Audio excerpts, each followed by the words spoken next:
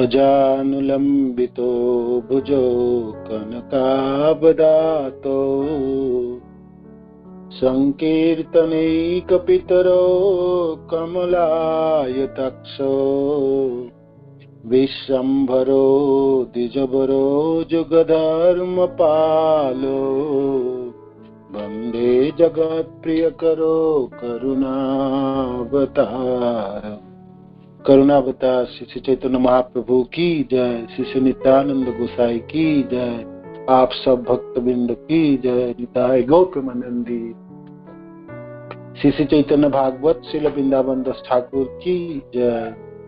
तो नामाचार्य हरिदास ठाकुर की जय। आदि खंड अध्याय 16 और हरिदास ठाकुर को गंगा नदी में बहा दिए थे और आप उस समय समाधिस्थ थे। तो वो जो पाइक, जो मुस्लिम सैनिक जो पिटाई कर रहे थे, कड़े मार रहे थे, उन्होंने सोचा उन तो मर गए और गंगा जी में बहा दिए। और महाप्रभु की कृपा से हरिदास ठाकुर की चेतना आई और किनारे में आए और फिर चलने लगे और फुलिया गांव में पहुंचेंगे। तो यहाँ पर हमने यहाँ तक कथा सुने और सुंदर हरिदास ठाकुर के उपदेश और सहन शक्ति और महाप्रभु की अपार कृपा और भक्त की, शुद्ध भक्त की कैसी सुंदर, भगवान में कैसे भरोसा है, तो वो सब भी सुने। श्रवण के आगे हरिदास ठाकुर की महिमा वृंदावन दास ठाकुर वर्णन करते हैं।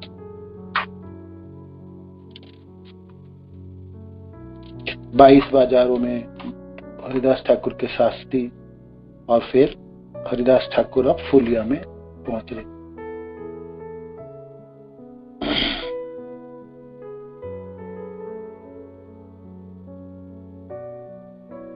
সেই মতো আইলেন ফুলিয়া নগরে, কৃষ্ণ নাম বলিতে বলিতে উচ্চ স্বরে। 145 श्लोक है, हम छोड़े थे 146 से शुरू कर।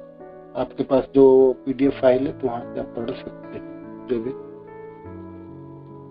देखिया अद्भुत शक्ति सकल जबन, সবার খণ্ডিল হিংসা ভালো হইল মন, বীর জ্ঞান করি সবে কইল নমস্কার, সকল যবনগণ পাইল নিস্তার, কতক্ষণে বাহ্য পাইলেন হরিদাস, মুলুকপতি রে চাহি হইল কৃপাহাস, সম্ভ্রমে মুলুকপতি জুড়ি দুই কর, বলিতে লাগিল কিছু বিনয় উত্তর, দেখিয়া অদ্ভুত শক্তি সকল জবন, সবার খণ্ডিল হিংসা ভালো হইল।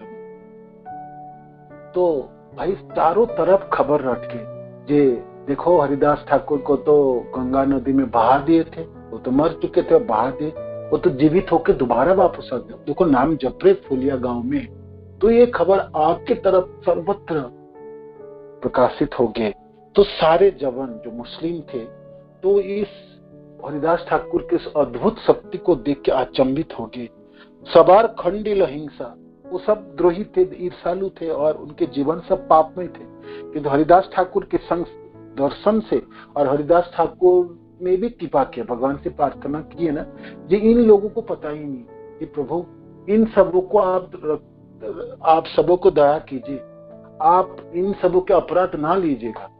जब कड़े के प्रहार चल रहे थे, प्रचंड प्रहार कर रहे थे, तो उसी समय हरिदास ठाकुर हंसते हुए नाम जप रहे थे और गौरहरे से प्रार्थना कर रहे थे, जी महाप्रभु आप अपराध ना लीजिए, इन सबों का आप रक्षा कीजिए, इन सबों की दया कीजिए, है ना, दया कीजिए। इन सबों को पता नहीं है कर क्या रहा है, ये अज्ञानी है ना, निर्बोध है। आपकी कृपा से इन सबों को वंचित ना कीजिए। तो स्वाभाविक है भाई, भक्त किसी के लिए प्रार्थना करे और भगवान पूरा ना करे तो रह नहीं सकता। तो हरिदास ठाकुर की अद्भुत शक्ति को देख के, हरिदास ठाकुर के दर्शनों से उन सबों की जो कलमश है पाप नष्ट हो गए। भालो हईलो मन, है ना, सबका मन अच्छा हो गया। भालो हईलो मन, दूषित मन, है ना, मन तो वही है, गुरुदेव कहते हैं ना, मन तो वही है जो दूषित है और जन्म जन्म के पाप रहते। और कृष्ण भावना मृत, कृष्ण भक्ति करके उसी मनों की शुद्धि करनी होती है ना। तो भक्त के दर्शनों से, भक्त की कृपा से उन सब पासंदी जवनों की मन अच्छा हो गया। भालो ही लो मन, पीर ज्ञान करी सबे कइल नमस्कार, सकल जवन गण पाइल निस्तार। पीर जो है मुस्लिम समाज में पीर उनको है जो महाजन, जो महात्मा व्यक्ति है ना, और जिनमें वो शक्ति है, भगवान की शक्ति, अल्लाह की शक्ति, उसको पीर कहते हैं। तो वो सब लोग सोचते तो पीर है ना, ये तो महात्मा सज्जन व्यक्ति, महान व्यक्ति है। तो पीर ज्ञान करी सबे कोई लो नमस्कार, सबों ने प्रणाम की, धन्यवाद किए हरिदास ठाकुर साहब। तो भाई स्वाभाविक आप पीर सोचो और भक्त सोचो, है ना, प्रणाम आप कर रहे, तो प्रणाम करने से उन सबों की क्या, सकल जवन गण पाइल निस्तार, सबों की पाप नष्ट हो गए। और भगवान ने, नहीं तो गौरहरि ने ऐसे ही सजा देते उन सबों को, तो पता ही कि तो हरिदास ठाकुर स्वयं प्रार्थना कर लेते गौरहरि के हाथी रुक जी, देखो प्रभु आप इन सबों को रक्षा, आप अपनी कृपा से इन सबों को वंचित नहीं करेंगे।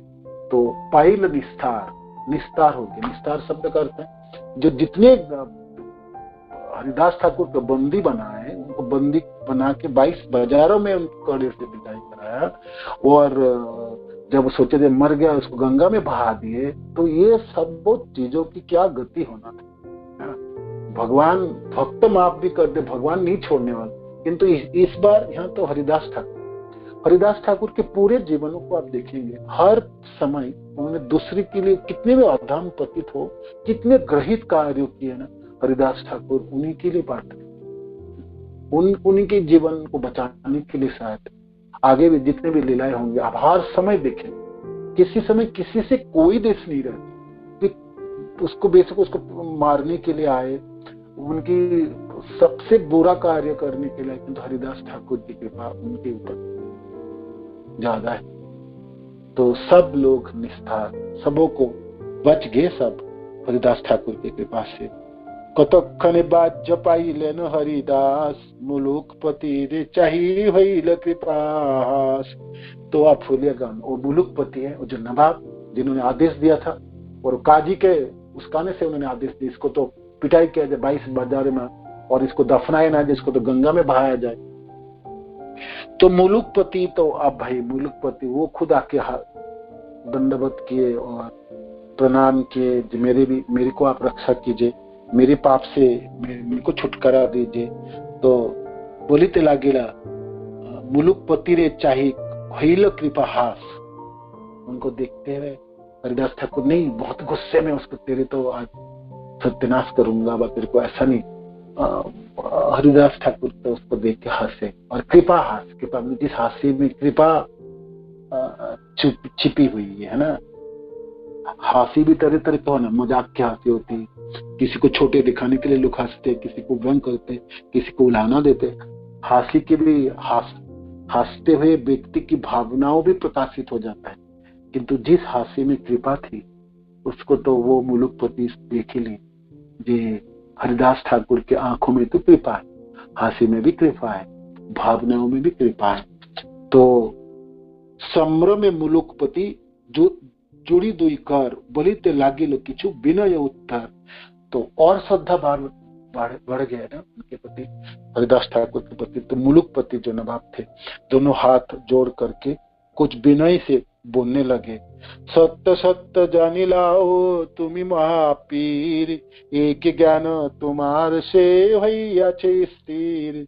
जोगी ज्ञानी जत सब मुखे मात्र बोले, तुमी से पाइला सिद्धि महाकतुहले। तुम्हारे देखीते मुई आइलु यथारे, सब दस महाशय खमीबाया मारे। सत्य सत्य जाने लाओ, आप वहां पी रहे, ये तो मैं अपने चक्षुष हमने दर्शन कर देखा, ये सत्य वचन मिला। एक ज्ञान तुम्हार से हुई अच्छी स्थिति, आप मेरी जो ज्ञान है मेरे को पता चल गया है ना।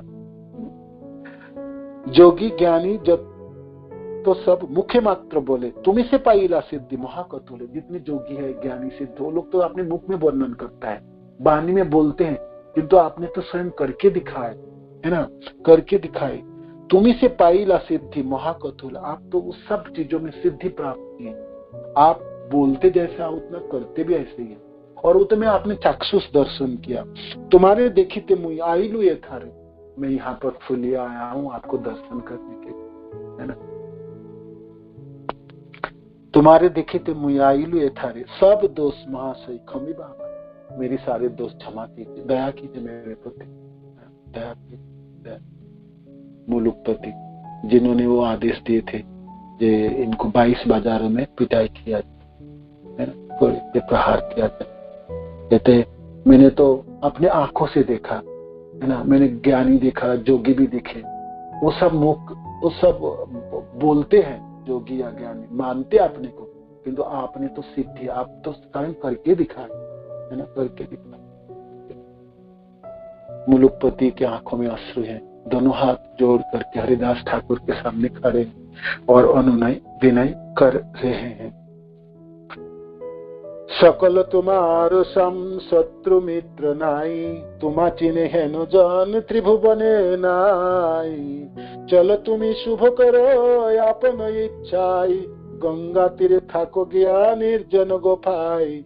आपन इच्छाई तुम्ही थाको जथा तथा, जे तुम्हारी इच्छा ताई करो सर्वथा।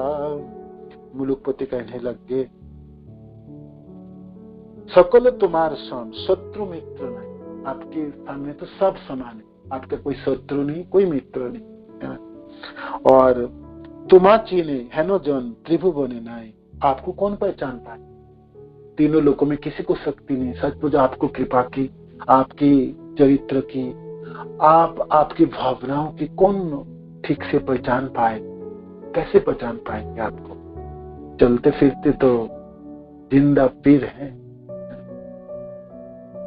जवानों ने कभी सोचा ही नहीं कि मनुष्य ऐसा भी हो सकता है, जिसके ऊपर प्रहार किया जाए, वो प्रार्थना करते उन्हीं को कल्याण हो, उनकी कृपा हो, अल्लाह से तो भगवान से प्रार्थना करते जो उनके दोष ना लिया जाए। हम सब जिस समाजों में रहते हैं, इस संसार में माया के अधीन होके हम सबों की भावना क्या है, तत् सुखे सुखितम तत् दुखे दुखितम नहीं है। दूसरे के सुख में हमारी पीड़ा ईर्षा होती है और दूसरे में दुख में हम सुखी होते हैं, ये स्वाभाविक भावना होती। और अपने ऊपर सब तो अपने को बचाना ही चाहते, अपने को रक्षा करना चाहते, अपने बड़ाई करना चाहते, और दूसरे को तो बाद में देखते जानता। किंतु जो भक्त हैं, शुद्ध भक्त जहाँ हरिदास ठाकुर है, इसलिए वो मुसलमान होके भी वो कह रहे थे, वो कभी कोई उसके जीवन में कोई शुभ है नहीं, कोई कल्याण नहीं था, कोई पुण्य कार्य नहीं किए, सिर्फ हरिदास ठाकुर को दर्शन करके उनके भावनाओं परिवर्तन हो। और वो कहते हैं जी आपके सामने तो कोई शत्रु भी नहीं है, कोई मित्र, सब कुछ समान आंखों में आप देखते हैं, और आपकी जो व्यवहार है ना, जो चरित्र है, तो तीनों लोगों में कोई नहीं जान पाएंगे आप, है ना, कोई नहीं जान पाए। चलो तुम्ही शुभ करो आपन इच्छाए, गंगा तेरे थाको गया निर्जन गुफाए। चलो तुम्ही शुभ करो आपन इच्छाए, गंगा आप घूमते हैं सब जगह, है ना, अपनी इच्छा से घूमते, सब जगह शुभ हो जाते हैं, जो आप जहां जहां आपके चरण पड़ता है वो शुभ हो जाते हैं। जो लोग आपको दर्शन करते हैं वो कल्याण, उसके कल्याण हो जाते, उसके पाप नष्ट हो जाते हैं। गंगा तीरे थाको गया निर्जन गुफाए, आपनो इच्छाई तुम्ही थाको जथा तथा, जे तुम्हारी इच्छा ताई करो। इसलिए अब आप जहां जो इच्छा आप करो, जहां आप रहना चाहते हो रह सकते। आप गंगा के नजदीक किसी गुफा में रह सकते, किसी गांव में रह सकते, सर्वत्र आप घूम सकते, आपके कार्यों में कोई नहीं बाधा देंगे, है ना, कोई बाधा नहीं। जे तुम्हारी इच्छा है ताई करो। हरिदास ठाकुरेर चरण देखिले उत्तमेर कीदाई जबन देखी भूले। वृंदावन दास ठाकुर कहते हैं हरिदास ठाकुर को दर्शन करने मात्र से जबन अपने जीवन को परिवर्तन कर लेता है, तो फिर उत्तम व्यक्ति सज्जन व्यक्ति तो कर ही लेंगे, उसमें क्या बड़ी बात है। जो जबन है, जो म्लेच्छ है, जिसके जीवन पापमय है, कभी कोई पुण्य की लेस मात्र नहीं है, वो सबों के भी कल्याण हो जाता है। हरिदास ठाकुर चरण देखिले उत्तमेरो कीदाई जबन देखी भूले। जबन देख के भी, म्लेच्छ देख भी भूल जाते हैं, अपने चेतना का परिवर्तन कर दे, समूल परिवर्तन हो जाता है, और वो भी रोते बिलखते हाथ जोड़ करके प्रार्थना कर जाते हैं। तो म्लेच्छों भी परिवर्तन हो जाते हैं, तो फिर उत्तम लोगों की तो क्या बात है, वो तो हो ही जाएंगे। एतो क्रोधे आनिले के मारी बार तोरे पीर ज्ञान करी आरो पाए पाछे धरे। क्रोध से होके उन बंदी बना के लाए थे, जब लाओ उसको बंदी बना के, है ना, जबन होके, और वो हिंदू आनी करता है और नाम जपता है, गाता है, नाचता है, पकड़ो उसको, लाओ। पकड़ के तो लाए थे, है ना, बंदी करके लाए, और फिर पिटाई 22 बाजारों में शास्ति दिलाए, और जब सोचे मर गया तो उसको बहा दे गंगा में। इतना करने के बावजूद भी आप पीर ज्ञान करी आरो पाए पाछे धरे। आप तो पीर समझते, जो आप पीर है ना, आप सज्जन है, आप महाजन है, और आप चरण पकड़ के क्षमा याचना कर रहे हैं। जबनेर कृपा दृष्टि करी आ प्रकाश फूली आए आईला ठाकुर हरिदास। ऐसे जबनों के प्रति भी कृपा दिखलाने के बाद और कृपा की प्रदर्शन कराए, कृपा प्रदान किए, आपने अपनी कृपा दिए, गौर हरि से भी प्रार्थना करके उनकी कृपा भी दिलाए। भक्त तो अपना जो है वो भी देते हैं, और वो कहते हैं वो कमी है, और भगवान से प्रार्थना करके भगवान से भी आशीर्वाद करा, हे कृष्ण आप भी दया कीजिए। और भक्त सोचते मेरे पास जो है वो तो मैं दे ही रहा हूँ, और कम है आपके लिए, तो मैं अपने भगवान से लेके देता, प्रार्थना करके जनों को देता। तो ऐसी कृपा की प्रदर्शन करके फुलिया गांव में प्रवेश के हरिदास ठाकुर। आइलेन हरिदास ब्राह्मण सभाते उच्च करी हरि नाम लईते लईते। आइलेन हरिदास ब्राह्मण सभाते। हरिदासे देखी फुली आर विप्रगण सबेई हई लायती परानंद मन। हरिथनि विप्रगण लागिला करीते। हरिदास लागिले न आनंदे नाचीते। जोर जोर कृष्ण नाम को उच्चारण करते हुए फुलिया गांव में प्रवेश किया हरिदास ठाकुर। तो हरिदास ठाकुर को देखते ही जितने भी ब्राह्मण थे, जन थे, गांव वासी, सब अति आनंदित हो गए। ऐसे तो हरिदास ठाकुर के नाम सर्वत्र लोग जान ही गए थे, जो ऐसे महान भक्त और प्रेमी महाप्रभु के जन हैं। तो और हरिनाम के प्रति ऐसे आसक्ति और ऐसे शक्तिमान है, तो सब जानते थे। तो हरिदास ठाकुर के अब दर्शन मिल गए फुलिया के ब्राह्मण जनों, वो सब लोग बहुत आनंदित हुए। हरिध्वनि विप्रगण लागिला करी थे, हरि बोल हरि बोल हरि बोल करके स्वागत किए, और ध्वनि सब लोग बोलने लगे। और जब सब लोग हरिध्वनि दे रहे थे तो उच्च नाम, जोर जोर से नाम उच्चारण कर रहे थे, और करते हुए नाचने लगे हरिदास ठाकुर। हरिदास लागिले न आनंद नाचिते। अद्भुत अनंत हरिदासेर विकार। अश्रुकंप हास्य मूर्छा पुलक अहंकार। आछाड़ खाए न हरिदास प्रेम रसे। देखिया ब्राह्मण गण महानंद भाषे। चाहिए क्या, भक्त को तो यही चाहिए था, हरिनाम करे और उच्च स्वर से हरिनाम की कीर्तन शुरू हो गए। हरिदास ठाकुर नाचने लगे आनंद से। अद्भुत अनंत हरिदासेरो विकार। अद्भुत विकार, अष्ट सात्विक विकार प्रस्फुटित हुई हरिदास ठाकुर के शरीरों में। रोने लगे, कंप, शरीर कंपने लगी, हंस रहे थे, कभी कभी मूर्छित हुए, पुलक हो आनंदित हो रहे थे और हुंकार देते, जोर जोर कृष्ण नामों को पुकार रहे थे। आचार खाए न हरिदास प्रेम रसे, देखिया ब्राह्मण गण महानंद भासे। आचार खाए, गिर पड़ रहे थे मिट्टी के ऊपर, जोर जोर गिर रहे थे और फिर अचेतन हो जाता, फिर थोड़ी देर बाद फिर खड़े हो जाता, फिर हरिनाम लेते, फिर नाचते गाते, फिर गिरते। तो ऐसे अद्भुत दृश्य को देख के ब्राह्मण गण सब चकित थे और आनंदित थे। ऐसा भक्त कभी देखे नहीं, ऐसा भक्त नहीं देखे। हरिदास ठाकुर किसी जगह पे हैं और वहां पे लोग आनंदित ना होगा, ऐसे कहते हो? शुद्ध भक्त की दर्शन मात्र से हम सबों की जो हृदय की कलमों से न जन्म नष्ट हो जाता है और सब तो आनंद की प्राप्ति करना चाहते हैं। सब लोग क्या क्या खोजते हैं?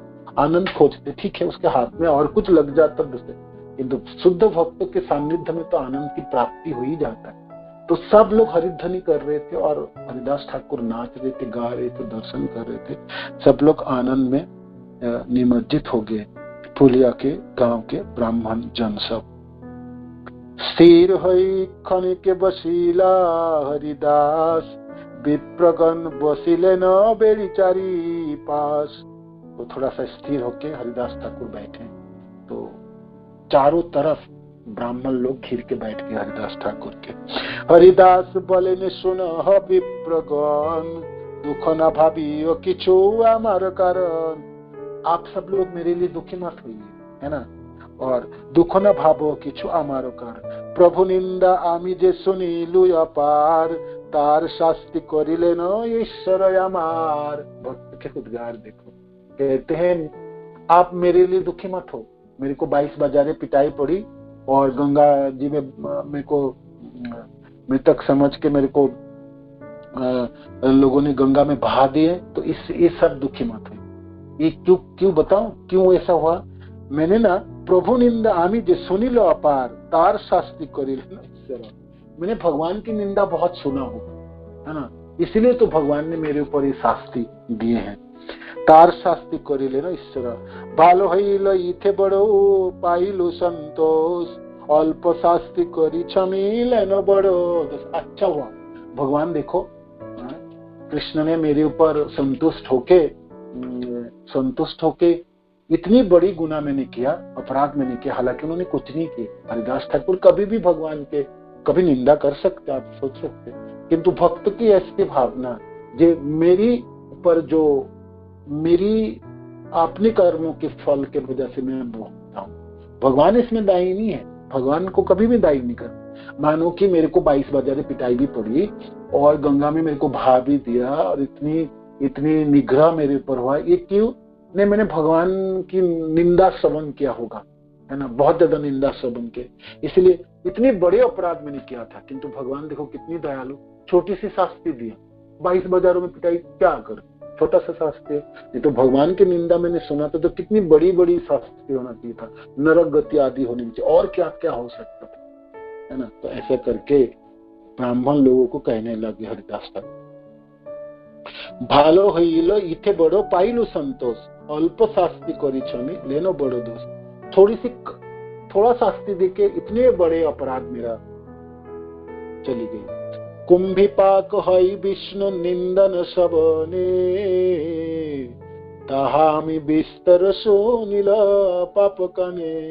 यज्ञ शास्त्री करिले न ईश्वर ताहार, हेन पाप आर जेन नहे पुनर्बार। हेन मते हरिदास विप्रगण संगे, निर्भय करे न संकीर्तन महारंगे। कहते हैं देखो कितनी छोटा सा शास्ति देके भगवान मेरे को रक्षा किया, नहीं तो मेरे को कुंभिपाक नरक में जाना पड़ता है। इतनी मैंने विष्णु निंदा सुना है और मैंने अपने कानों से इसमें सुना। भाई म्लेच्छ होके विष्णु को निंदा कर रहे थे, तो हरिदास ठाकुर की क्या गलती था? मानो कि आप मुसलमान के समाज में जाओगे, भगवान के नाम में तो आपको ऐसे तैसे कितने वर्णन कर, तो हरिदास ठाकुर कहते ये वो लोगों ने तो निंदा की, किंतु उन लोगों की निंदा नहीं, निंदा तो मैंने सुना, निंदा मैंने सुना, तो वो सुनने से भगवान की निंदा, विष्णु की निंदा सुने तो मेरे को कुंभिपाक नरक होना था। देखो कुंभिपाक नरक तो मिला नहीं मेरे को, तो थोड़ा सा शास्ति मिले। और देखो मैं छूट के और आपके सामने आ गया, तो इसलिए दुखी मत, है ना। भगवान कितनी कृपालु, इतने बड़ी अपराध के मेरे को थोड़ी सी शास्ति दिए हैं, है ना। और इससे आप सब दुखी मत होना, आप सब लोग को आनंदित होना चाहिए। भगवान मेरे को कुंभीपाक नरक में नहीं भेजे, देखो आप सबों को सामने हूं मैं। ऐसे करके हरिदास ठाकुर कहने लगे। और भगवान ने ठीक किया, शास्ति तो देना है ना, मैंने भगवान की निंदा सुना तो देना, किंतु आगे जाके मैं ऐसे निंदा कभी भी नहीं सुनूंगा, है ना, नहीं सुनूंगा। है ना, आर जन नहे पुनर्भाव, है ना। है, भगवान ने शास्ति दिए मेरे को, जो देख पुत्र और मत करना अपराध, है ना, ऐसे की।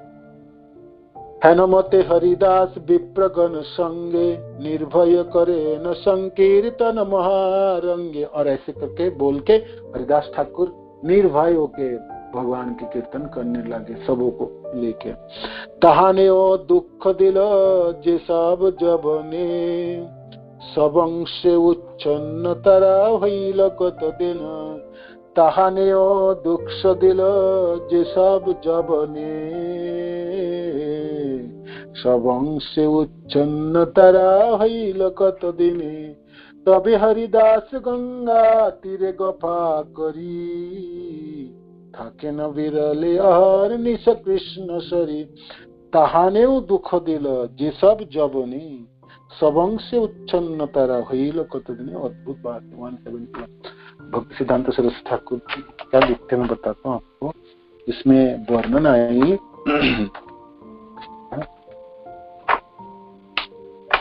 कहते हैं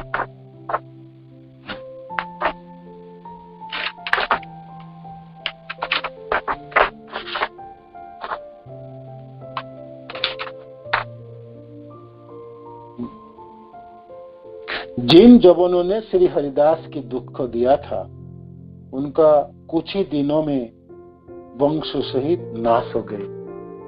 मैंने कहा था ना, भगवान नहीं माफ करेंगे, भक्त तो हमेशा ही अपने ऊपर अपराध नहीं लेंगे। भक्त को आपने कुछ अपराध किए तो भक्त तो वैष्णव तो भाई दयालु हैं, आपको माफ कर देंगे, आपके लिए भगवान से भी प्रार्थना करेंगे और सब कुछ करेंगे, किंतु और भगवान नहीं सहन करते हैं। इसलिए यहाँ पर ये श्लोक है वृंदावन दास ठाकुर वर्णन किए, जो जबन ने हरिदास ठाकुर को बताए थे और पीड़ा दिए थे, वो सब सबंग से नष्ट हो गए।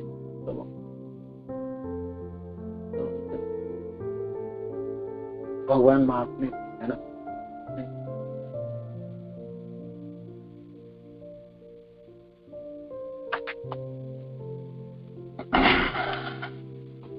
मेरा भक्ति सिद्धांत सरस्वती ठाकुर प्रवचन लिखते हैं, वैष्णव से विद्वेष करने पर अत्याचारी व्यक्तियों की जो दुर्दशा प्राप्त होता है, पापी पाषंडी जवानों ने जल्दी ही उसे प्राप्त किया।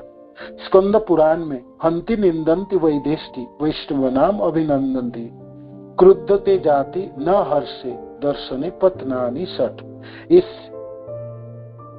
अमोघ शास्त्र शासनानुसार जबन वसंत विसूचिकादि महाव्याधियों से ग्रस्त होकर शीघ्र ही वंश के साथ मृत्यु को प्राप्त हो गए। सारे के किसी को लेप्रोसी कुष्ठ हो गए बीमार, कोई तो वसंत आदि बीमारी में भयंकर बीमारी में ग्रस्त हो गए, उन सारे अंग पतंग सब नष्ट हो गए और मृत्यु को प्राप्त हो गए, सारे वंश नष्ट हो गए, है ना, सारे वंश नष्ट हो गए। ये भक्त शुद्ध भक्त के ऊपर अपराध की फल है। हालांकि जब हरिदास ठाकुर तो निरंतर प्रार्थना कर रहे थे, हे गॉड, हे कृष्णा, आप इनके अपराध ना लीजिए, आप क्षमा कीजिए, आप कृपा करिए, कृपा करिए। भक्त तो करते हैं, भक्त तो कभी भी अपने ऊपर जो कोई कर भी रहा वो भी नहीं लेते हैं, वो तो सोचते नहीं, मैं अपने वजह से मेरे कर्मों के फल है। और हरिदास ठाकुर वही कह रहे थे, मेरी कर्मों के फल था जो मेरे को ऐसे शास्त्र मिले, किंतु भगवान तो जानते हैं, इसलिए वो सब जबन सबंग से नष्ट हो गए। तबे हरिदास गंगा तीरे गोफा करी, थाके न विरले अहर निश कृष्ण सरी। हरिदास ठाकुर सोचने लगे जे नहीं, अब तो भाई बाहर कृष्ण नाम जपने से लोग सहन नहीं करेंगे, और करेंगे भी तो भगवान फिर अपराध ले लेंगे और फिर उनके सब नष्ट होने जाएंगे, और ये ठीक नहीं। तो अब भक्त है ना, अपने को छिपाने के लिए पड़ता। तो उन्होंने क्या किया, जे नहीं, मेरे को गंगा के तट पे निर्जन गुफा में जाके मैं हरिनाम करूंगा, तो फिर ना कोई किसी को व्यवधान होगी और ना कोई संस्पर्श में आएंगे, ना ये द्वंद्व उत्पन्न होगी। इसीलिए तबे हरिदास गंगा तीरे गुफा करी, थाके न विरले अहर निश कृष्ण कृष्ण स्मरी। तत्पश्चात हरिदास ठाकुर गंगा तट पर एक गुफा में जाकर रहे और वह एकांत में अहरनिश श्री कृष्ण का स्मरण करने लगे। इसमें इस श्लोक के सुंदर तात्पर्य सिद्धांत सरोज ठाकुर वर्णन करते, इसको थोड़ी सी पढ़ के सुनाते आपको हैं। गंगा तट पर फुलिया में निर्जन गुफा में रहकर श्रील ठाकुर महाशय उच्च स्वर से कृष्ण नाम कीर्तन करते करते सर्वकालीन लीला स्मरण में दिन रात व्यतीत करने लगे। निरंतर भगवान के लीला स्मरण करते, नामों के उच्चारण करते थे। नामों में आसक्त है, नाम उच्चारण ठीक से हो गए तो भगवान के रूप गुण लीला वो सारे चीज प्राप्त हो जाते हैं। जैसे गुरुदेव सुबह की क्लास में वर्णन कर रहे हैं ना, पहले तो नाम ध्यान हुई, फिर रूप चर्चा हुई, रूप ध्यान होंगे और फिर लीला स्मरण होगी। तो हरिदास ठाकुर अब निरंतर नामों को उच्चारण करते हैं, निर्जन गुफा में रहकर उच्च स्वर से कृष्ण नाम को कीर्तन करते करते सर्वकालीन हर्ष लीला स्मरण में दिन रात व्यतीत करने लगे। 16 नाम 32 अक्षर वाले महामंत्र का अनेक समय ये ऊंचे स्वर से और कभी मृदु स्वर से कीर्तन करने लगे। ये प्रतिदिन पूर्ण संख्या 3 लाख नाम अर्थात वर्ष भर में 10 कोटि हरिनाम ग्रहण करने लगे। पूरे साल में, एक साल में रोज 3 लाख है तो 10 कोटि नाम हो जाता है, 10 कोटि नाम ग्रहण करने। बहुत से लोग निर्जन में कृष्ण नाम ग्रहण करने की उपांशु जप के नाम से अभिहित करते हैं। वो कहते हैं कि यह महामंत्र या श्री नामो उच्चारण अन्य किसी को श्रवण नहीं करना चाहिए। जो ग्रहण कर रहे हैं केवल उनको ही श्रवण करना चाहिए।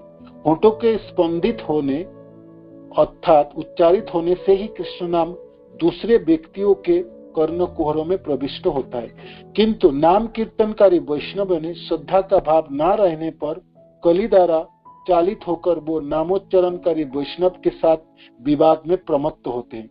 जब वैकुंठ शब्दाश्रित साधु का मुख ऋत और कीर्तन शुद्ध नाम दूसरे के कानों में प्रवेश नहीं करता है, तभी वह उसको निर्जन भजन कहते हैं।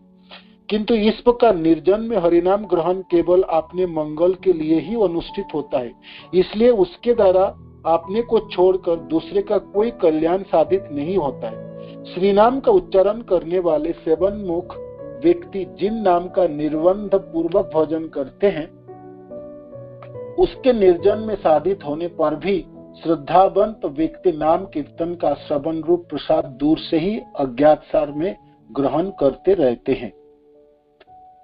मध्यमा अधिकार से श्री नाम कीर्तन में जीव पर दया नामक जन संग हो सकता है, किंतु अवधान युक्त कीर्तनकारी श्रोतृजन के कलमश के संग में स्वयं कलुषित ना होकर उनका कलमश दूरीभूत करके दया का ही वितरण करते हैं। यदि बहुत से शिष्यों के साथ में नाम कीर्तन करने के कारण उनकी कर्माग्रहण प्रवृत्ति का अनुबंध न्यूनाधिक भाव से मध्य अधिकारी में संश्लिष्ट होता है, तब उनका अधपतन अवश्यंभावी है। मध्यम अधिकारी नाम ग्रहणकारी व्यक्ति भी जीवन मुक्त अपि पुनरांति संसार वासनाम श्लोकानुसार अधिपतित होकर संसार को प्राप्त कर सकते हैं। इसलिए दुर्जन संग और बहुत शिष्य ग्रहणारूप जड़ाभिमान कुफल ही उत्पन्न करता है, जो अपक जोगी के भांति शिष्य संग्रहादि इंद्रियों भोग कार्य में व्यस्त रहकर आत्मेंद्रिय तोषण के ही हरितोषण मानने का भ्रम रखते हैं। उनकी भीषण अमंगल से बचाने के लिए ही हरिदास के भजन वर्णन प्रसंग में प्रत्येक आत्म कल्याणिच्छुक साधक का ऊंचे स्वर से नामो कीर्तन और स्वयं श्रवणाशीलन विहित हुआ है। श्रृण्वत् शुद्धया नित्यं घृणतश्च सचेष्टितं नाति दीर्घेन कालेन भगवान विशते हृदि।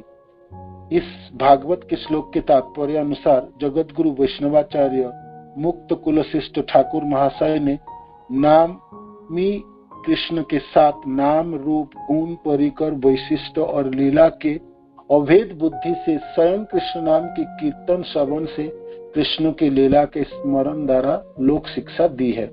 जो लोग नाम अपराध शून्य सम्मुख रीत श्री नाम श्रवण और उच्च कीर्तन का परित्याग करके जड़ेंद्रिय तर्पणार्थ अपने संसार वासना ग्रस्त भोगाकुल अशुद्ध चित्त में लीला स्मरण का कीर्तिम अनुकरण प्रदर्शन करते हैं, उनकी इस प्रकार लीला स्मरण की अनुकरण चेष्टा वस्तुतः भगवत सेवा विमुखता मूला विषय भोग पिपासा मात्र है। तो भक्ति सिद्धांत महाराज के सुंदर तात्पर्य इस श्लोक की जे भाई निर्जन भी कोई नाम जप रहे हैं तो हरिदास ठाकुर के नाम जप वो उच्च स्वर से नाम जपते थे तो सबों के कल्याण के लिए और स्वाभाविक उनकी लीला स्मरण उनके रूप स्मरण वो तो पराकाष्ठा सुंदर है, किंतु किसी की भोग वासना नष्ट नहीं हुआ और वो लीला स्मरण की तरफ चले तो फिर वो दिखाने के लिए संसार को कर रहे हैं तो फिर वो तो जड़ वासना युक्त है और वो कलमशग्रस्त होंगे और उसका अधपतन होने लगा है ना। अधिक शिष्य को ग्रहण कर ले और उसके लिए जो मेरी इतने जन है इतने लाखों करोड़ों मेरा शिष्य है तो उसी में वो अहंकारी हो जाए तो वो भी उसका अधपतन ही है। तो मध्यम अधिकारी जनों की अधपतन होने में हो भी सकते है ना, होने में डर है। तो शुद्ध नामों के प्रति जो आसक्ति उसको बढ़ानी है और शुद्धता तक तो पहुंचना है ना, और जोर जोर उच्चारण करनी चाहिए जैसे अपनी कल्याण दूसरे की कल्याण है। विशेष करके प्रचार कार्यों की सराहना दे रहे भक्ति सिद्धांत सरस्वती महाराज जे आपको निर्जन साधन में नहीं लगना चाहिए, किंतु हरिदास ठाकुर की निर्जन साधना को आप ऐसे ना सोचो जब वो भाई तो उपांशु जप में लग गए और आपने भजनानंदी बन गए। नहीं, ये तो कुछ समय की जब हरिदास ठाकुर की आपने को रोका इसलिए जे इससे बहुत विडंबना शुरू हो गई और कोई लोग अपराध में फंस जा रहे हैं और मेरे वजह से तो आप थोड़ा सा निर्जन में जाके, ये तो निर्जन में भी वो जोर जोर जपते थे है ना, निरंतर जोर जोर जपते थे और सब लोगों को पता जिस गुफा में हरिदास ठाकुर नाम जप रहे तो खबर तो सर्वत्र प्रकाशित हो गई। तो इस चीजों की इसमें यहाँ पर विश्लेषण किया भक्ति सिद्धांत सरस्वती ठाकुर ने है ना, ये है। और आगे फिर थोड़ा सा पढ़ते हैं।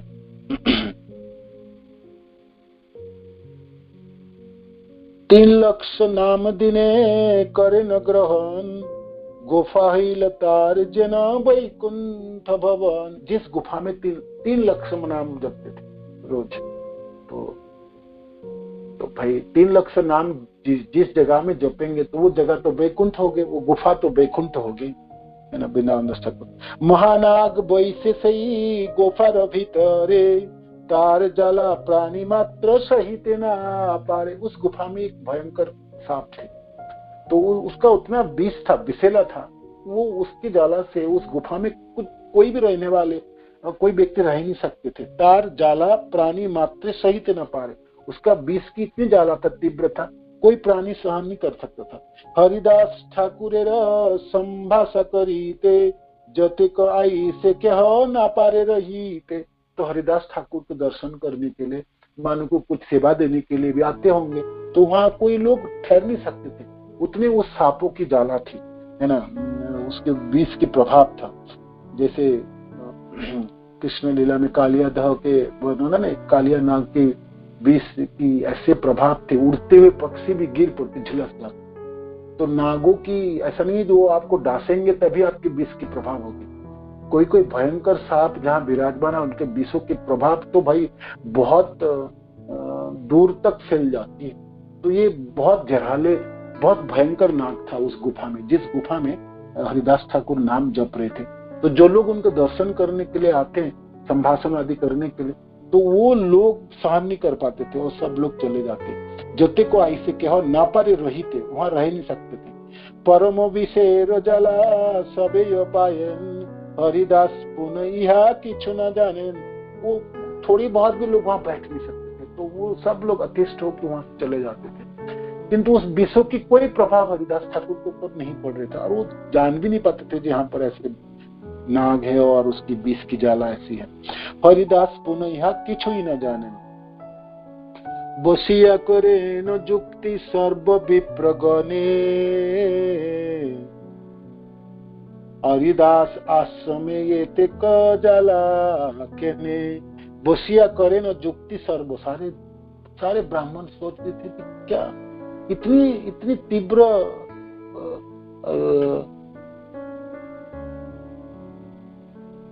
विष की ज्वाला, तो इतनी ज्वाला क्यों है भाई, है ना? इससे प्रभाव क्यों है? लोग यहाँ बैठ नहीं क्यों पाता और सहन क्यों नहीं पा रहे कोई, है ना? क्या कारण है? सेई फुली आई वैसे महावैद्यगण तारासी जानिले के सर्पेर कारण। तो उस फुलिया में ना बहुत बड़े बड़े वैद्य सांप को विष निकालने वाले वैद्य, है ना? तो वो सब आया, आके गुफा में प्रवेश किया। तो आके उसको पता चल गया इस गुफा में बहुत बड़े नाग है, सांप सर्प है। वैद्य बलि लेको यही गुफा रो तलाई एक महानाग अच्छे तहारो जलाई रहीते न पारे के हो कहिलु निश्चय हरिदास सत्तरे चलु नयन्याश्रय। तो वैद्य आके कहते देखो इस गुफा के नीचे ना एक बहुत भयंकर नाग है, उसके विष की ज्वाला से कोई ही गुफा में बैठ नहीं सकता और वो अतिष्ठ हो जाता है, उसको निकाल जाना पड़ता। तो अवश्य ही भाई अब हरिदास ठाकुर को दूसरे आश्रम में ले जाना चाहिए, उनको यहाँ पर नहीं छोड़ना चाहिए। सर्पे रसई ते बास कभु जुक्ति नई चलो सबे कही गया तहा नय आश्रय। तो सब चलो जाके हरिदास ठाकुर को अनुरोध करते हैं जी देखो सांप के साथ क्यों वास करोगे और आपको इस गुफा में नहीं रहना चाहिए, आपको अन्यत्र चले जाना चाहिए। तबे सबे आसी हरिदास ठाकुर रे कहिल वृत्तांत से गुफा छाड़ी बारे महानाग वैसे यही गुफार भीतरे ताहार जलाई के रहीते ना पारे अतएव ए स्थाने रहीते योग्य नई अन्य स्थाने आसी तुम्ही करो आश्रय। तो सब लोग आके कहने लगे हरिदास ये देखो आप भयंकर नाग है, उनके साथ रहना यहाँ पर ठीक नहीं है, आप ये जगह छोड़ दीजिए और अन्यत्र चले जाइए और इसके नाग के ज्वाला से यहाँ पर कोई नहीं रह सकता और तय ये जगह आपके लिए योग्य नहीं है और दूसरी जगह आश्रय आप कर लीजिए, कहीं और जगह चल। हरिदास बोले अनेक दिन आछी कोनो जाला बीस ये गुफाई नहीं बसी। मैं तो बहुत दिन तो किस गुफा में जप रहा हूँ किंतु मेरे को तो कोई विष की ज्वाला नहीं लगता है और मेरे को कुछ पता ही नहीं चला और मेरे को तो ऐसा लगता नहीं है। सबे दुख तुम्हारा जे ना पार सहीते एते के चली मुकाली आमी जैसे भीते। ठीक है आप लोग सब दुखी हैं और आप लोग नहीं सहन कर पा रहे हो और आप सब अनुरोध कर रहे हो तो मैं ठीक है काल में चले जाऊंगा, यहाँ से छोड़ के मैं कल चले। सत्य यदि इहाते था ते न महाशय तेह यदि काली न छाड़े न आलय। तो ठीक है ये नाग है ना, ये नाग कल छोड़ के चले जाएंगे और नहीं तो मैं कल छोड़ के चले जाऊंगा, है ना? दोनों में से एक छोड़ के जाएंगे और नाग वो कल छोड़ के चले जाए तो फिर मैं रहूंगा और वो नहीं गया तो मैं चले जाऊंगा, है ना? तो अबे आमी काली छड़ी जाई मुसर बथा चिंता नहीं तुमरा बोलो कृष्ण कथा। तो आप लोग चिंता मत करो, आप लोग सब कृष्ण कथा कहो, कृष्ण के बारे में वर्णन करो, हरे नाम उच्चारण करो। ठीक है आप सब लोग दुखी हैं और बहुत बड़े नाग हैं, उनकी ज्वाला से आप सब अतिष्ठ हैं। हालांकि मेरे को कोई फर्क नहीं पड़ रहा और मेरे को तो पता भी नहीं है जे उस सचमुच नाग है और नागों की जाला, मेरे को कुछ नहीं लगता। हरिदास ठाकुर 3 लाख नामों में आ सकते, नमा सकते हैं भक्त, तो नामों के आनंद से आनंदित है। शारीरिक में तो, शरीर में तो रहते ही नहीं थे, तो जाला तो कहाँ होगी, मन को विष की प्रभाव होगी तो शरीरों के ऊपर होता है ना, तो शरीर तो रहते ही नहीं वहां, इसीलिए हरिदास ठाकुर को कुछ भी पता नहीं। बाकी सब लोग आते थे जो मिलने के, उन लोगों तो शारीरिक देह में दैहिक होती है ना, तो वो सब लोगों को पता चल रहा था विश्व की प्रभाव। तो हरिदास ठाकुर कहता ठीक है, वो नाग काल नहीं गया तो फिर मैं चले जाऊंगा, है ना, आप लोग दुखी मत, आप सब कृष्ण कथा का यही मत कृष्ण कथा मंगल कीर्तने থাকিতে অদ্ভুত অতি হইল সেইখানে হরিদাস ছাড়িবেন শুনিয়া বচন महानाग ছাড়িলেন स्थाने সেইখান। क्या अद्भुत बात है। हरिदास ठाकुर ने कहा ये भाई हरिदास ठाकुर इस जगह छोड़ के क्यों चले जाएंगे, वो नाग ने सुना था, श्रवण किए थे, तो नाग स्वयं छोड़ के चलने लगा, उस जगह को छोड़ दिए। इतने दिनों तक नाग वहां पर थे। भाई सांप भी किसी जगह में रहे, वो भी तो उनके घर है ना, सब इस धरती में जो जहां पर विराजमान और उनके घर तो है, ठीक है वो विशालय है, तो विशालय होने से क्या उनका उसको विष है ना, भगवान ने उनको विषैले बनाए और इतने दिनों तक उनके घर रहे। किंतु जब इतने बड़े भक्त की कष्ट हो गया और वो उनको यहाँ छोड़ना पड़ रहा होगा, तो नाग ने भी सोचा जो नहीं मैं नहीं रहूंगा, महानाग छाड़ी लेना स्थानों से ही खान, तो महानाग वो नाग वहां से छोड़ के चले गए।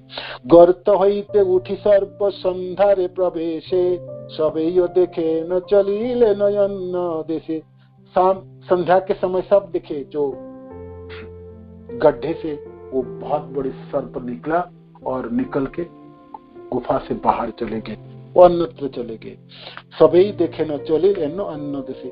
परम अद्भुत सर्प महाभयंकर पीत नील शुक्ल वर्ण परम सुंदर महामणि जलिते छे मस्तक ऊपरे देखी भय विप्रगण कृष्ण कृष्ण स्मरे। वो सर्प छोटे मोटे सर्प नहीं था, बहुत बड़े सर्प थे, महाभयंकर, पीठ नील शुक्ल वर्ण परम, देखने में अद्भुत सुंदर, रंग बेरंग होते ना सांप, सांप को देखे तो आपको पता चलेगा भाई उनके विष है, और उनके जब खड़े होते हैं ना वो फन लेके, तो बड़े बड़े दिग्गज भी आपको, आप सब पानी पानी हो जाएंगे। छोटे से सर्प जब फुंकार मारता है ना तभी, किंतु अद्भुत सुंदर, आप थोड़ी सी धीरज रख के दूर से भी दर्शन करेंगे ना, देखेंगे इतने अद्भुत सुंदर बनाए हैं भगवान ने, ऐसे रंग के वैचित्र है। तो इस नागों में तो ऐसा ही है, पीत वर्ण था, नील वर्ण था, शुक्ल सफेद, तो तीनों वर्णों की रेखाई थी और सुंदर है ना, अद्भुत सुंदर थे, दिखने में अद्भुत सुंदर, और महामणि जलिते थे मस्त, और इतने बड़े सर्प के उस सर्प के मस्तक के ऊपर मणि भी थे। कोई कोई बड़े नाग होते ना उसके मणि हुआ करते, छोटे छोटे सर्पों को तो मणि भी नहीं होता, किंतु इस सर्प के मणि थे और दिखने में बहुत सुंदर, पीत वर्ण, नील वर्ण और सफेद वर्णों की रेखाई थे उस महासर्प में, और उसके सिरों के ऊपर मणि थी, भयंकर था ही। तो उसको देख के सारे विप्र कृष्ण कृष्ण स्मरण करने लगे डर के मारे। सर्प से चलिया गेला जाला नहीं यार विप्रगण होइलेन संतस अपार देखी हरिदास ठाकुरेर महाशक्ति विप्रगणेर जन्मिल विशेष तारे भक्ति।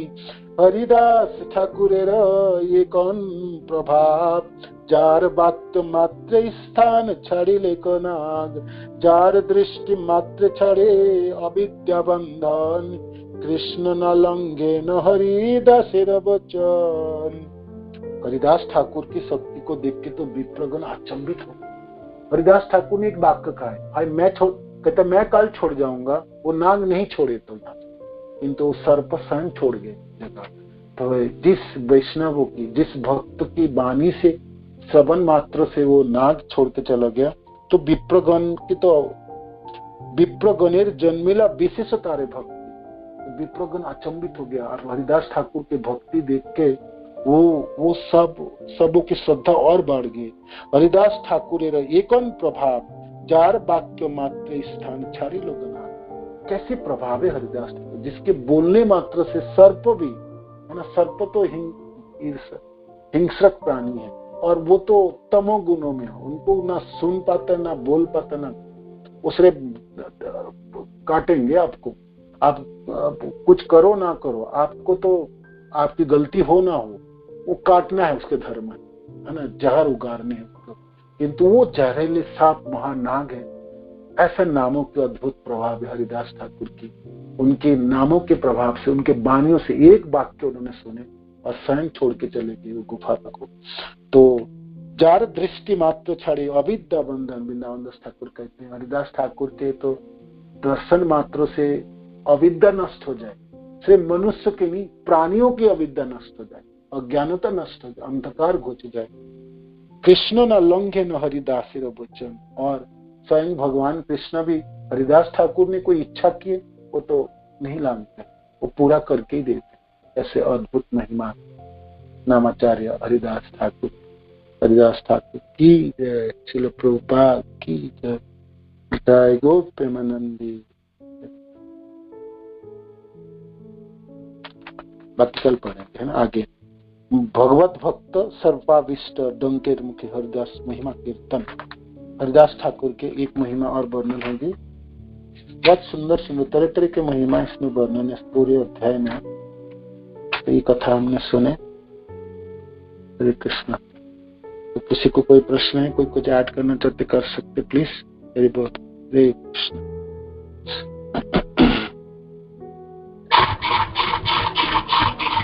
हरे कृष्ण प्रभु जी, दंडवत प्रणाम। हरे बोल। प्रभु जी, हरिदास ठाकुर मतलब वो सांप लोग कैसे हटे, मतलब उनके सामने से थोड़ा सुन नहीं पाई प्रभु जी। सांप कैसे हटे वहां से? हाँ हाँ, वहां से तो वर्णन है ना, वृंदावन दास ठाकुर वर्णन कर रहे हैं ना, जे सब फुलिया के जो जितने ब्राह्मण थे, जो भी हरिदास ठाकुर जब जप रहे थे, 3 लाख नाम जपते थे इस गुफा में, और नामों के प्रभाव से हरिदास ठाकुर तो नामों के आनंद में विराजमान थे, उनके शरीर में तो बोध नहीं थे, तो नामानंद में भासते थे। तो वो नीचे सांप थी, वो बहुत बड़ी नाग थी वो नीचे गुफा के नीचे, और उनके विष के ज्वाला से उस गुफा में कोई भी होते ना उसको ज्वाला के प्रभाव पता चलते, किंतु हरिदास ठाकुर के प्रभाव पता नहीं चलते। जो भी फुलिया के गांव के जो भी लोग आते थे हरिदास ठाकुर से मिलने के लिए, वो लोग उस विषों के प्रभाव से अतिष्ठ हो जाते थे। वो लोग रह ही नहीं पाते थे, 2-4 मिनट 10 मिनट तक भी नहीं रह पाते, उस गुफा को छोड़ जाते थे। और हरिदास ठाकुर कहते थे जी हाँ विषों की प्रभाव होगी और यहाँ पर हम लोग क्यों नहीं रह पाते। तो सारे ब्राह्मण जाके फुलिया में बातचीत किए, तो फुलिया में ना सांप वैद्य लोग भी रहते थे बड़े। तो एक वैद्य आके उन्होंने पता लगाया जी इतना क्यों, क्या बात है, इस गुफा में क्या ऐसा चीज है जिसकी वजह से लोग यहाँ नहीं खड़े हो सकते। तो उन्होंने पता लगाया जी इस गुफा के नीचे सर्प है, बहुत बड़े सर्प है, और उसके विष के प्रभाव से कारण। तो जब सब विप्र को ये बात बताए, सारे ब्राह्मण आके हरिदास ठाकुर से अनुरोध किया जी आप देखो यहाँ पर सांप है, सांप के साथ आपको नहीं रहना चाहिए, ठीक है, और आपको अन्यत्र हम लेके चले जाते, इसको छोड़ दीजिए जगह को। तो हरिदास ठाकुर कहने लगे मेरे को तो कुछ पता ही नहीं चलता, आप लोगों को पता चल रहा है विषों के प्रभाव, मेरे को नहीं पता चल रहा। तो मैं ठीक है, आप सब लोग दुखी हैं, तो ठीक है, आप लोगों के दुखों की अंत करने के लिए मैं कल छोड़ जाऊंगा इस गुफा को। वो सर्प नहीं छोड़ेंगे तो सर्प चले जाएगा तो फिर मैं नहीं जाऊंगा, और सर्प नहीं जाएंगे तो मैं चले जाऊंगा। तो इतना जब वो शब्द बोले तो वो सर्प ने भी सुन लिया। हरिदास ठाकुर के ऐसी महिमा है। तो सर्प नहीं सोचे जो नहीं मैं ही चले जाता, इतने बड़े वैष्णव भक्त शुद्ध भक्त भगवान के क्यों इस गुफा को छोड़ जाएंगे। तो उनके लिए मैं अपनी गुफा को छोड़ देता हूँ। तो संध्या के समय सब लोगों ने देखे उस गुफे के गड्ढे से निकल के इतने बड़े भयंकर सर्प निकले और दूसरे अन्यत्र चले गए। वो सर्प देखने में बहुत सुंदर थे, भयंकर थे, और उनके सिरों पे मणि थे। तो ये सब वर्णन के वृंदावन दास ठाकुर। हाँ, वो सर्प कौन था, किसी ने प्रश्न को नहीं पता वो सर्प कौन था, गौरगणोदेश दीपिका में कुछ बुक्स निकाल के देखूंगा तो पता चलेगा।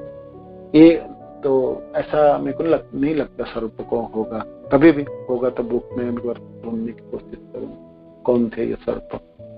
तो कोई भी हो, मानो कि ना भी हो, वो अपने जीवन में वो नाग बने तो तमोगुणी प्राणी है ना ये सर्प, दूसरे की काटते हैं, किंतु हरिदास ठाकुर के संग प्राप्त होगा, उनके भाग्य है, सर्प को भी भाग्य होना। और उन्होंने भी तो 3 लाख नाम जप रहे थे हरिदास ठाकुर, तो वो जगह तो वैकुंठ हो चुका था, वर्णन के ना वृंदावन तक। तो सर्पों के भी भाग्य क्या है, इस जीवन में ही उनको हरिदास ठाकुर से नाम श्रवण मिल गए, तो फिर क्या गति होगी आप सोच लो। आने वाले जीवन के मनुष्य प्राप्त होगी और फिर भक्त के घर में जन्म होंगे और शुद्ध भक्त होंगे, है ना। उनके आगे की जीवन तो पता है, हाँ पिछले जीवन में कौन था वो पता नहीं, वो देखेंगे गौरगणोदेश दीपिका में है तो फिर आपको कल बता। किसी ने प्रश्न डाल, तो आपके माता जी ये भी था आपके प्रश्न जी, सर्प ये सुंदर लीला ही है ना। हरिदास ठाकुर के नामों के प्रभाव और हरिदास ठाकुर के ऐसे अद्भुत प्रभाव हैं जिनके बातों को सिर्फ सर्प भी सुनते हैं और सुनने मात्र से उनसे निकाल के चले गए। ऐसा नहीं वैद्य आके उनको हटाया और तंत्र मंत्र ये मंत्र है, जैसे आते हैं ना सांप हटाने के लिए, सांप के विष निकालने के लिए आते हैं सांपोड़िया लोग, ऐसा नहीं किया कोई सिर्फ हरिदास ठाकुर ने कहे जब मैं चले जाऊंगा वो सर्प नहीं जाएंगे, कल मैं चले जाऊंगा, है ना। तो सर्प उससे पहले ही चले गए, तो जगह को छोड़ दी। तो ये हरिदास ठाकुर की महिमा के वर्णन। प्रभु जी सर्प लोग को सुनाई देता है? हाँ आप बताओगे, आपको सबको सुनाई देता है? सांपों को, सांप को ये बातें, मनुष्य की बातें सुन पाता है, समझ पाता है? ये शुद्ध भक्त के उद्गार है। प्राणी मात्रों में तो भाई सबों में तो है ही ना, आत्मा तो सबके अंदर है ही, परमात्मा भी सब में विराजमान होते हैं, किंतु है वो तमोगुणी, आप सुन नहीं पाते, है ना। ऐसे ये सुनाई देते नहीं उसको, किंतु भक्त की महिमा है, हरिदास ठाकुर की महिमा है ना। तो उसकी प्रभाव यहाँ पर हरिदास ठाकुर के प्रभाव है, ना कि उस सर्प के प्रभाव। ओके हरे कृष्णा, प्रणाम प्रभु। धन्यवाद। हरे कृष्णा। प्रभु जी ये सांपों को सुनाई नहीं देता तो लोग बीन क्यों बजाते हैं सांप के सामने? हाँ ये भी बताओ। सुनाई देता हुआ तभी तो बीन बजाते हैं ना वो सपेरे जो। कुछ तो मेरा ये क्वेश्चन नहीं था, वो तो मैं ऐसे बोल दिया। मेरा ये क्वेश्चन था कि इसमें जो एक कुंभी पाक नरक का मेंशन किया, तो स्पेशली ये कोई पर्टिकुलर पाक इसका क्यों मेंशन किया हुआ, मतलब इसमें कोई स्पेशल कैटेगरी है क्या? ये भागवत में नरक को वर्णन है ना, कितने नरक है? 28 नरक ना वर्णन है ना, तो 5th कैंटो में है नरक की वर्णन है। तो क्या कार्य करने से, किस पापों से क्या नरक होना होता, पूरा विस्तृत वर्णन के सुखदेव महाराज, है ना। तो एक कुंभीपाक एक नरक है जो निंदा सुनने से, माने भगवान की निंदा या भगवान के भक्त जनों को निंदा करने से कुंभीपाक नरकों में यातना भोगना पड़ता है। तो इसीलिए हरिदास ठाकुर ने कुंभीपाक में, जी देखो मैंने ना भगवान की इतना निंदा सुने, हालांकि उन्होंने नहीं सुने थे, है ना। और ठीक है, जो मुस्लिम लोग वो लोग निंदा कर रहे थे तो हरिदास ठाकुर के सामने कर रहे हैं, तो हरिदास ठाकुर ने कहा कि मैंने बहुत सुना, इसलिए मेरे को ऊपर इसने इतने कोड़े के प्रहार हुई और मेरे शास्ति, और मेरे को कुंभीपाक नरक मिलना था, किंतु भगवान कृपा करके मेरे को कम शास्ति दी। इस सिलसिले से कुंभीपाक नरक की वर्णन है। कुंभीपाक एक नरक है जिस नरक में आपने किसी को निंदा किए, किसी को चुगली किए, किसी के ये सब किए, तो भगवान की निंदा किए, भगवान की लीलाओं में आपने तरह तरह की किया, भगवान ने ऐसा क्यों किया, रासलीला में कोई कहते हैं कपड़े क्यों चुरा के ले किया, रासलीला इतनी स्त्रियों के साथ क्यों किए, भगवान कृष्ण की भोक्ता बनेंगे, हम लोग क्यों नहीं बनने वाले हैं, वही सब कुछ क्यों है, और वो जो कुछ करे वही सब ठीक है और हमने कुछ करे तो पाप होता है, तरह तरह के प्रश्न है। तो भगवान के जो निंदा करने वाले जो निंदुक जन है, या भगवान के भक्त जनों के जो निंदुक है, उनको कुंभीपाक नरक की प्राप्ति होती है, ऐसा वर्णन। तो इसीलिए वो तो ये तो बातें प्रभु जी जैसा ये हो गया कि उस कौम की बात होगी कि उसमें तो चलो भगवान को मानते ही नहीं और उनको सुनना पड़ गया, मतलब वो इच्छा थी नहीं, इसी वाली बात नहीं है, उनको सुनना पड़ गया तब उन्होंने इसका चर्चा किया और उनको इतना कष्ट भी झेलना पड़ा उसके पीछे भी। मैं ये जानना चाह रही हूँ कि जैसे मान लो हिंदू समाज में ही लोग भगवानों को लेकर के इतनी चर्चाएं या इतनी डिफरेंसेस हैं लोगों के मनों में, एक दूसरे को ही जो जिसको मानता है वो हनुमान जी को मानते हैं तो हनुमान जी को ही भगवान बना देते हैं, वो जिसको भी मना देते हैं ऐसे, तो वो दूसरे का किसी का सुनना नहीं चाहते या दूसरे को गिराना चाहते हैं, जो भी जिसका भी है जैसे भी भाव है, तो उस केस में भी कैसे जो सुनना ही पड़ता है, आलोचना अगर करते हैं तो मतलब हम वैष्णवों को भी सुनना पड़ता है कि जैसे भी बहुत तरीके की बातें होती है, तो उसमें भी क्या हमें ये दोष लगता है? देखो, अपराध आप जब सुनोगे, माने किसी की निंदा, विशेष करके भगवान की निंदा या भगवान के जनों की निंदा, पहली बात तो उस जिस जगह पे हो रहा है उस जगह को आप छोड़ जाओ, है ना। और आप सामर्थ्यवान है तो वो उसको, उस लोगों को काट सकते तो काट डालो, है ना। काट डालो माने कि उन लोगों को शास्त्र सम्मत उनको जुक्ति देके परास्त कर सकते करो, और नहीं तो उनको जीवा काट डालो, ऐसे भी शास्त्र कहता है। तो वो तो कर नहीं पाओगे, जीवा तो किसे काट नहीं पाओगे, और आप परास्त कर पाओगे जुक्ति से शास्त्र सम्मत तो करो, वो नहीं कर पा रहे तो जगह को छोड़ जाओ, वहां पर रहना, आपको सुनना नहीं, ठीक है।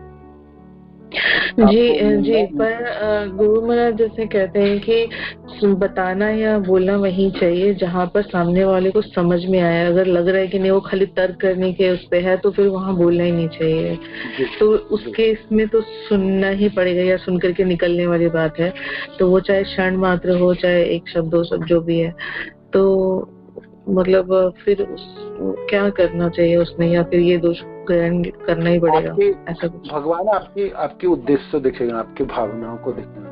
आप सचमुच प्रचार करने गए और आप उनके कल्याण के लिए गए तो भगवान तो आपके हृदय में विराजमान, तो भगवान तो आपको देख ही लेंगे जो आपकी क्या उद्देश्य था, है ना।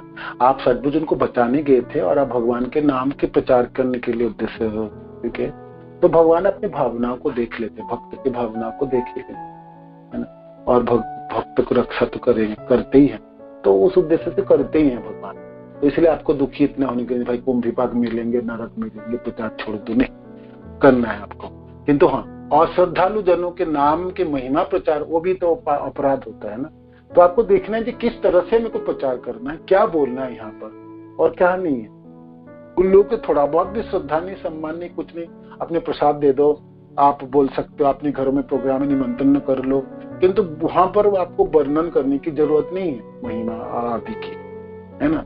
तो धीरे धीरे करके आपने प्रसाद आदि देके और कीर्तन, जहाँ पर कीर्तन हो रहे, कीर्तन में आ सकते तो हो सकते हैं इनकी स्वीकृति बढ़े, जो वो इससे आप आने वाले दिनों में काम बन सकता है, तो आपको पता भी चल जाता है। किंतु उतना डरना नहीं कि भाई मैं किसी जगह जाएंगे तो बोलनी तो पड़ेंगे, और बोलने से आपका वो लोग हो सकता है वो लौट के प्रहार करे, कुछ ना कुछ बोल ही दे, तो आपको सुनना पड़ते, ना चाहते हुए आपको सुनना पड़ते। तो उसको काटने के लिए आप आके निरंतर भगवान से प्रार्थना करो कि प्रभु भगवान देखो मेरे को ऐसे सुनना पड़ा आपके बारे में और आप दया कीजिए, और फिर नाम जपिए, गुरुदेव को प्रणाम कीजिए, हमारे आचार्य को प्रणाम कीजिए, भगवान को प्रणाम कीजिए, जो आपके बारे में मेरे को ये सुनना है, मैं नहीं सुनना है ना, नहीं चाहिए था सुनना, किंतु मेरे को प्रचार कार्य करनी है तो मेरे को करना पड़ रहा है और सुननी पड़ रही है, आप मेरे को दया कीजिए। तो आप भगवान से प्रार्थना कर सकते, गुरुदेव से प्रार्थना कर सकते, आचार्य से, और नाम जप कर सकते। जी प्रभु जी, आपने तो मेरे नेक्स्ट क्वेश्चन पूछने से पहले जवाब दे दिया। मैं नेक्स्ट में यही पूछना चाह रही थी कि एक तो हो गया कि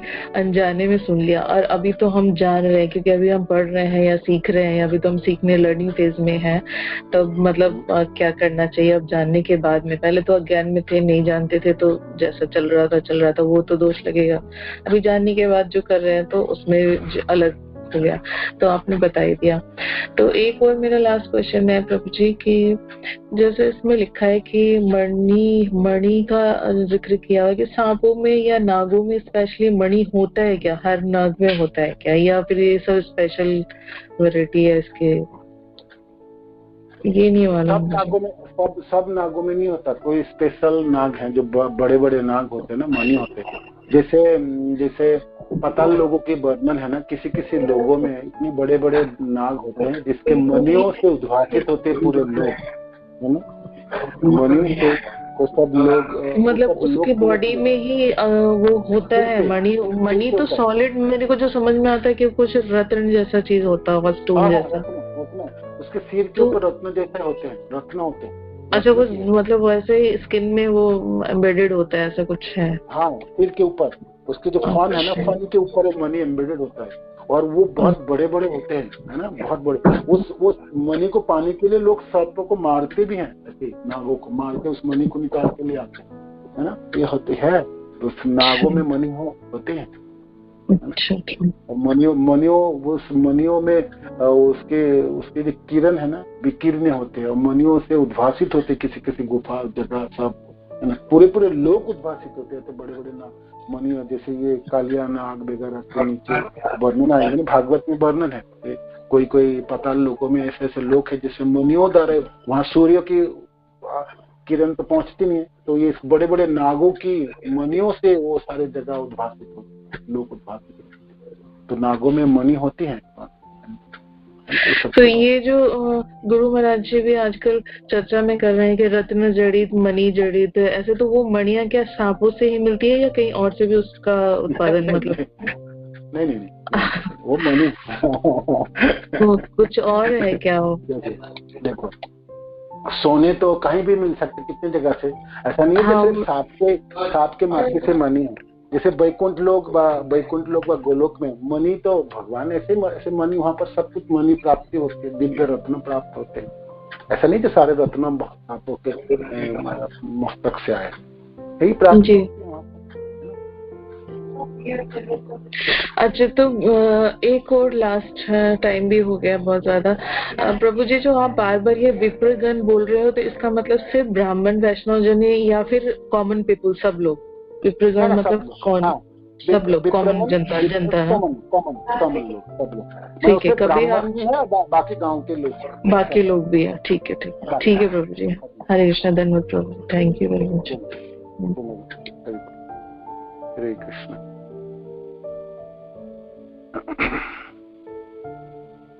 प्रभु जी, सलमान जी, सांप कौन था? मांस खाने से भी कुंभीपाक नरक होता है? मांस खाने से कुंभीपाक नरक होता है? नहीं होता, वो पता नहीं मेरे को। किंतु कुंभीपाक नरक जाने का क्या क्या लक्षण है, क्या कार्य करने से कुंभीपाक नरक जाते हो, भागवत में वो वर्णन है, वो आपको पढ़ के सुना दूंगा कल। कुंभीपाक नरक, भाई नरक क्यों आपके ऊपर प्रश्न क्यों है? नरक के ऊपर जाने, आप नरक नहीं जाओगे, है ना, वो आपको डरने की जरूरत नहीं। नाम जपने वाले तो नरक नहीं जाए किसी वजह से। प्रभु जी, अभी तो ध्यान भी नहीं जाता नरक का, स्वर्ग का, लोक का, इसका भी तो बस लगता है जो कर रहे हैं वो सीख ले वाले ढंग से। अच्छी तरह से सीख ले। ठीक बात है, ठीक है ना। हरे कृष्ण। तो प्रभु जी, ये किसमें, कौन से भागवत में वर्णित है? आप बोले थे भागवतम, श्रीमद् भागवतम में वर्णित है इसका? श्रीमद् भागवत में जहाँ सुखदेव महाराज ने अजामिल कथा से पहले आएगा। अजामिल कौन सा कैंटो? ये 5th कैंटो के अजामिल कथा कौन से कैंटो में है? नहीं तो प्रभु जी, उसमें सारे उसका बताया हुआ, या मुझे तो लग रहा था कि ये सिर्फ गरुड़ पुराण में उसका चर्चा है, जिसमें कि सारे नरकों का बताया है। भागवतम में भी उसपे आपके नरकों के बारे में वर्णन है। अच्छा, ठीक है, धन्यवाद। मैं आपको रेफरेंस बता दूंगा, कल बता दूंगा, ठीक है। हरे कृष्ण प्रभु जी, धन्यवाद, प्रणाम। धन्यवाद माता जी। प्रभु जी, मेरा एक सवाल था कि ना, कुछ लोगों के अंदर मन में ये धारणा क्यों है कि जो इस्कॉन एक ऐसी संस्था है जिसका जो पैसा है वो अमेरिका में जाता है और वो सारा पैसा अमेरिका में भेजती है? प्रभु जी, मतलब ऐसे क्यों सोचते हैं लोग? आप ऐसे सोचते हो क्या? नहीं प्रभु जी, मतलब मतलब हमारे यहाँ पे पंडित आए थे, तो वो ऐसे कह रहे कि ना ये इस्कॉन तो एक ऐसी संस्था है जो अमेरिका में पैसा भेजती है। तो मैंने कहा ये आपसे किसने बोला? तो कह रहे मतलब ऐसा देखते हैं हम, तो ये न्यूज मीडिया वाले ये सब कुछ ऐसे प्रचार, मतलब प्रभु जी ऐसा फैलाते हैं, लोगों के मन में ऐसी धारणा बना देते हैं। नहीं, ये गलत धारणा नहीं है।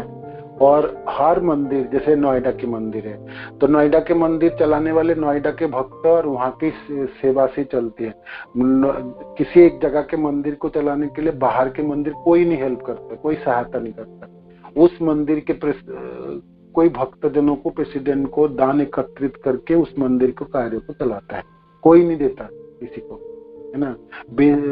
अमेरिका, आप लोग जो सुना, यहाँ से पैसा अमेरिका जाता नहीं है। अमेरिका से लोग, अमेरिका के भक्त लोग जो है वो लोग दान देते हैं, उसका दान भी यहाँ आते हैं, ये आप बोल सकते हैं। उल्टा बात होती है, यहाँ की पैसा अमेरिका नहीं जाता। अमेरिका में भक्त लोग है जो वो लोग दान देते हैं, प्रभु जी वो दान लेके प्रभु जी उनको बोला कि मीडिया मतलब इंफॉर्मेशन है, रॉन्ग मीडिया इंफॉर्मेशन है जो स्प्रेड होते हैं और फिर उसी पे लोग भी भरोसा करते हैं। बल्कि कहना चाहिए कि हम अपने मर्जी से खुद से देते हैं और ये हमें पर्पस पता हो। जैसे गुरु महाराज भी कई बार लेते हैं तो वो लेते हैं कि गुरुकुल बनाना है या उनको जमीन लेना है या टेम्पल कंस्ट्रक्शन, तो वो बोल करके लेते हैं। ऐसा नहीं है कि वो कहीं लेकर के पॉकेट में भर रहे हैं अपना। मतलब जहाँ हम लोगों को ये सिखाया जाता है कि इन सब से कोई मतलब भौतिक चीजें हैं तो उनको क्या मतलब हुआ, वो तो इतने बड़े विद्वान है, इतने नॉलेज लर्नेड पर्सन है, तो वो जब लोगों को सिखा रहे हैं तो वही काम वो क्यों करेंगे, मतलब वो सेंसिबल नहीं है ना। तो लोग जो है, जो अवक्त है, वो इस तरह के मैसेज जरूर स्प्रेड करते हैं। फिर ये भी चर्चा होती है कि लोग मांगते हैं, कहते हैं कि तुम बहुत मांगते हैं, तो मांगते हैं तो आप मत दो। आपको लगता नहीं है कि आपका जेन्युइन है, या फिर वहाँ कहाँ देना जरूरी है ना। हमारी अपनी इच्छा होती है हमें कहाँ देना है, हमें कितना अर्निंग है, हमारा कितना पार्ट देना है। तो जैसे गुरु महाराज भी बोलते हैं कि 10%, 2%, 50% जितना आपका यथाशक्ति होता है देना चाहिए। वो मतलब एक कंट्रीब्यूशन होता है टुवर्ड्स कि अगर हम कहीं गलत भी दे रहे हैं तो उसका कुछ तो पार्ट अच्छे कर्मों में जाए, तो वो बहुत जरूरी भी होता है, कंपल्सरी भी होता है कि कुछ अगर गलत जगह यूज हो रहा है तो वो कंपनसेट करते हैं। इंफॉर्मेशन गलत है वो, है ना, इंफॉर्मेशन ही गलत है। अच्छा, एक है ना गुरु महाराज की जो बुक है ना, वो है स्वर्ग नरक और गोलोक। उसमें भी ये स्वर्ग नरक गोलोक के नरक के बारे में भी वर्णन है, उसमें भी पढ़ सकते हैं आप। माता जी महाराज की बुक है ना, स्वर्ग नरक और गोलोक। जी जी जी, उसमें भी नरक की वर्णन है, और वो नरक की वर्णन है भागवत से ही वर्णन है, किंतु सहज भाषा में वर्णन है, आपके लिए आसान होगी। ठीक है, right Prabhu ji, thank you. Hare Krishna Dharma Prabhu ji, thank